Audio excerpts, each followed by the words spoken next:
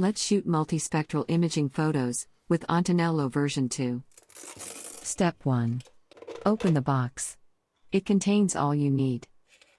Step 2. Add the calibration card to the scene. Step 3. Mount the filter adapter on the lens.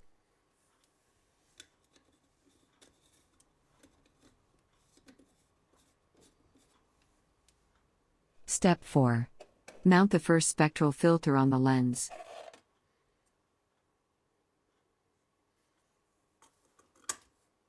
Proceed with the other spectral filters, and you are done.